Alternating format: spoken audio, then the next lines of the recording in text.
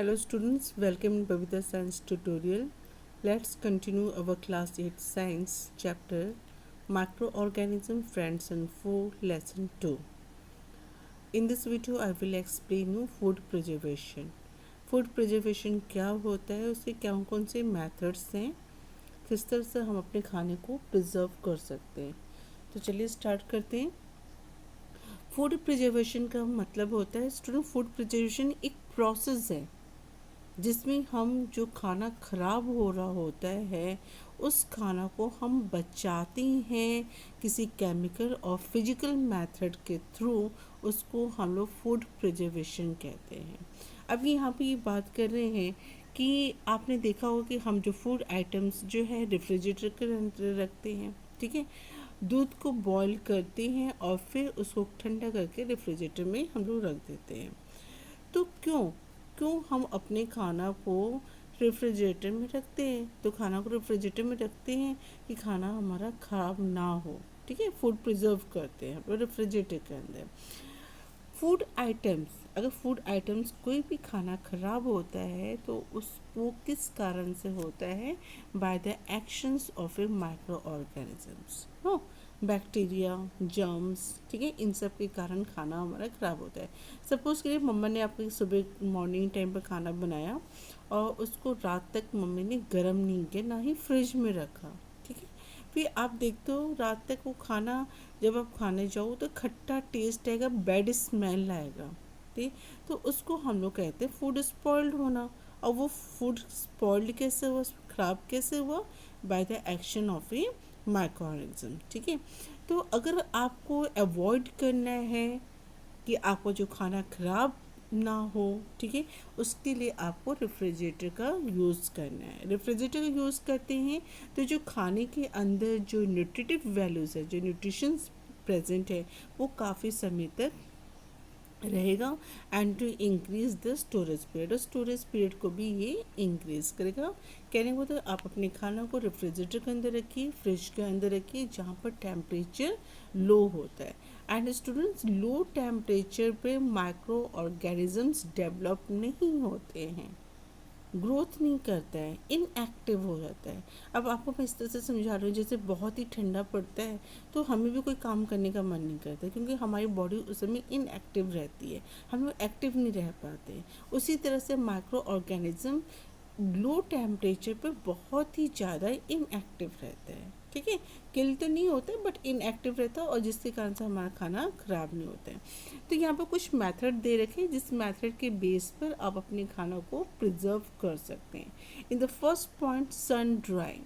सन drying मतलब क्या हुआ? ये एक प्रोसेस है, एक मेथड है जिसमें आप खाने को, जैसे जो भी है, मेथी है, स्पाइनक है, साग है, अगर आप मेथी स्पाइनक को चाहते हैं कि आगे टाइम पे भी हम खाएं तो उसको ना धूप में सुखाइए. धूप में सुखाने से क्या होता है कि उसके अंदर जितने भी मॉइस्चर होते हैं, वाटर कंटेंट्स होते हैं, उसको रिड्यूस कर देगा, उसको रिमूव कर देगा, जिसके कारण माइक्रो ऑर्गेनिजम्स वहाँ पर डेवलप नहीं करेगा. इस तरह से आप इस आइटम को, मेथी दाना है या स्पाइनक साग है, उसको आप ड्राई करके मेरे कुछ समय के बाद भी आप खा सकते हैं, ठीक है. तो सन ड्राइंग में अब जैसे आपको एग्जांपल और भी देती हूँ, जैसे गेहूँ है, मक्का है. आपने देखा होगा फार्मर्स जो होते हैं गेहूँ मक्का को लाते हैं फील्ड से और फिर इसको धूप में सुखाते हैं. तो धूप में क्यों सुखाते हैं? धूप में इसलिए सुखाते हैं क्योंकि जो उसके अंदर वाटर कंटेंट्स है, वाटर वेपर्स जो उसके अंदर प्रेजेंट है, ये मॉइस्चर जो प्रेजेंट है, वो धूप में सारा का सारा उड़ा देगा, एवोपरेट कर देगा, ठीक है. जब एवोपरेट हो जाए तो टोटली ड्राई हो जाएगा, वाटर तो रहेगा ही नहीं. जब वाटर नहीं रहेगा तो माइक्रो ऑर्गेनिजम्स भी वहाँ पर डेवलप नहीं करेंगे और इस तरह से आपके जो सीरियल्स है वो बच सकता है. अनदर एग्जांपल बता रही हूँ आपको, जैसे घर में दालें हैं, ठीक है, कोई भी चीज़ें हैं, तो आपकी मम्मा क्या करती हैं? धूप में डालती हैं ना. क्यों डालती हैं? वो इसलिए डालती हैं क्योंकि उसके अंदर जो भी वाटर कंटेंट्स है, मॉइस्चर लग गया है, वो रिमूव हो जाए. और जब मॉइस्चर निकल जाएगा तो उसके अंदर माइक्रो ऑर्गेनिजम्स डेवलप नहीं करेगा. Let's move to second topic, second point here, adding preservatives, ठीक है. कुछ प्रिजर्वेटिव्स होते हैं जो कि हम खाना में डालते हैं तो खाना ख़राब नहीं होता है। ठीक है, बहुत सारे प्रिजर्वेटिव्स हैं, तो अगर आप उस प्रिजर्वेटिव्स को डालते हैं तो खाना बिल्कुल भी ख़राब नहीं होता है। ठीक है, अब ये प्रिजर्वेटिव्स क्या क्या हैं, यहाँ पे देखिए, chemicals like preservatives and added to food materials since ages. क्या डालते आ रहे हैं इतने दिनों से, इतने सालों से? सॉल्ट डालते हैं, शुगर, ऑयल, विनेगर। विनेगर हम सिरका को कहते हैं जो कि खट्टा होता है, एंड स्पाइसेस। स्पाइसेस मतलब मसाला, जो कि हम डालते हैं किसमें? Preservatives in jam, ketchup and pickles. अचार में डालते हैं। अब देखिए स्टूडेंट, घर के जो पिकल्स होते हैं कहाँ ख़राब होते हैं? उसके अंदर ऑयल भी होता है, सॉल्ट भी होता है, विनेगर, स्पाइसेस, सारा कुछ होता है। तो ये एक प्रिजर्वेटिव्स का काम करता है। सॉल्ट, शुगर, ऑयल से ये सब डालेंगे तो आपका जो खाना है वो ख़राब नहीं होगा। यहाँ पे इन्होंने केमिकल्स का नहीं बताया, बट 2 केमिकल्स ऐसे हैं जो कि बहुत ही ज़्यादा यूज़ किए जाते हैं। जैसे सोडियम बेंजोएट है, ये आपके बुक में नहीं दे रखा है, आपको मैं एक्स्ट्रा के लिए बता रही हूँ। सोडियम बेंजोएट है एंड पोटेशियम मेटा बायसल्फेट है। ये 2 फूड प्रिजर्वेटिव्स हैं। जैसे सोडियम बेंजोएट है वो जनरली फ्रूट जूसेस, स्क्वैशेस, इन सब में यूज़ किया जाता है। और पोटेशियम मेटा बायसल्फेट है वो हम लोग यूज़ करते हैं कट फ्रूट्स में, जैम्स में, जेली एक्सेट्रा में। Okay students, now another point is a smoking. तो स्टूडेंट, स्मोकिंग भी सन ड्राइंग की तरह होता है और डिहाइड्रेशन की तरह होता है। डिहाइड्रेशन का मतलब होता है स्टूडेंट्स कि removal of water from fruits and vegetables, okay, is called the dehydration. तो स्मोकिंग मतलब धुआं।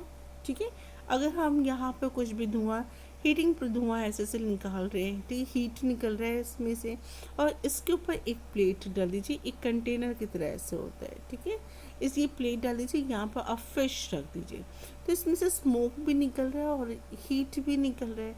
ठीक है, तो स्मोक तो निकलने के बाद हीट ही प्रोड्यूस होगा ना, स्मोक हट जाएगा। तो ये हीट से क्या होता है कि इस मछली के अंदर ये मीट जो आपने इस प्लेट के ऊपर रखा है, इसके अंदर जो वाटर कंटेंट्स होते हैं वो रिमूव हो जाते हैं। और जब वो वाटर कंटेंट्स रिमूव हो जाएगा तो ये जो फिश है वो टोटली ड्राई हो जाएगा, जो कि आप आगे चल के भी इसको फिश को यूज़ कर सकते हैं खाने के लिए। ठीक है, तो इस प्रोसेस को हम लोग स्मोकिंग कहते हैं। ये मीट के लिए भी कर सकते हैं, फिश के लिए भी कर सकते हैं, जिससे हम इसको ड्राई कर सकें with the help of the smoking. Next point is refrigeration and freezing. Student, यहाँ पे देखिए, रेफ्रिजरेशन रेफ्रिजरेटर को बोला गया है, फ्रीजिंग मतलब डीप फ्रीजर को बोला गया है। अब रेफ्रिजरेटर में आप खाना को 5 डिग्री सेल्सियस तक भी रख सकते हैं और फ्रीज़र में -18 डिग्री सेल्सियस, ठीक है, इतना तक खाना आप रख सकते हैं। अब इतनी लो टेम्परेचर्स पे आप खाना अगर रखते हैं तो ये क्या करता है? तो लो टेम्परेचर पे स्टूडेंट्स क्या होता है कि आपको, जैसे मैंने बताया कि माइक्रो ऑर्गेनिजम्स जो होते हैं वो इतनी लो टेम्परेचर पर ग्रोथ नहीं करते, मल्टीप्लाई भी नहीं करते, डिवाइड भी नहीं करते। ठीक है, ये क्या करते हैं, जो माइक्रो ऑर्गेनिजम्स होते हैं उनको इनएक्टिव, सुस्त बना देता है। किल तो नहीं करते हैं बट उनको सुस्त बना देते हैं, जिससे खाने से आपका जो खाना है प्रिजर्व रहता है, सड़ता गलता नहीं है। Next point is a pasteurisation and heating. Student, pasteurisation बहुत ही अच्छा एक ये प्रोसेस है स्टूडेंट, समझे, प्रोसेस है। इस प्रोसेस को हमारे जो फ्रेंच साइंटिस्ट है लुईस पैस्चर ने दिया था। और उन्होंने क्या कहा था कि अगर हम खाने को किस तरह से प्रिजर्व कर सकते थे, उन्होंने एक मेथड बताया था कि अगर आप खाना को प्रिजर्व करना चाहते तो उन्होंने एक मिल्क का एग्जाम्पल लिया था। उन्होंने कहा था मिल्क को आप प्रेशराइजेशन कीजिए। प्रेशराइजेशन का मतलब हुआ कि हीटिंग कीजिए और कूलिंग ट्रीटमेंट दीजिए। उन्होंने पहले मिल्क को 72 डिग्री सेल्सियस पर हाफ एन आवर, यहाँ पर 15 to 20 सेकेंड्स लिखा है, गलत है, यहाँ पर 15 to 30 मिनट्स आएगा। ठीक है, यहाँ पर सेकंड्स नहीं आएगा स्टूडेंट्स, यहाँ पर मिनट्स आएगा। आधे घंटे तक उन्होंने 72 डिग्री सेल्सियस पर दूध को बॉईल किया। ठीक है, उसके बाद कोल्ड किया, उसको ठंडा किया। ठंडा करने पर क्या हुआ कि जो हीटिंग किया तो उसने बैक्टीरिया को किल कर दिया और जो ठंडा किया उसने माइक्रो ऑर्गेनिज्म को डेवलप होने से बचा दिया।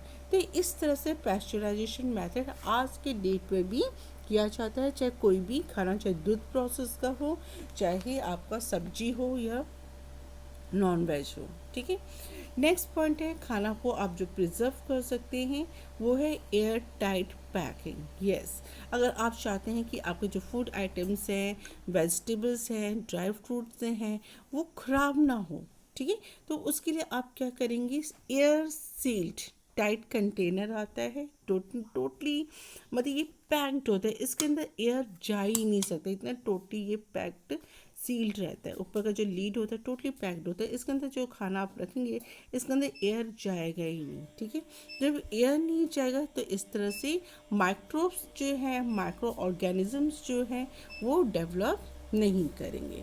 तो students, with the help of this process air tight packing you can also prevent your food materials from the attack of a microbes.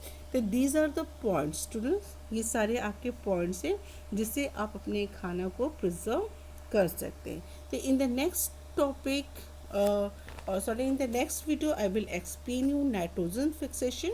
Till then you can read this topic nicely. Okay, till then bye and have a nice day.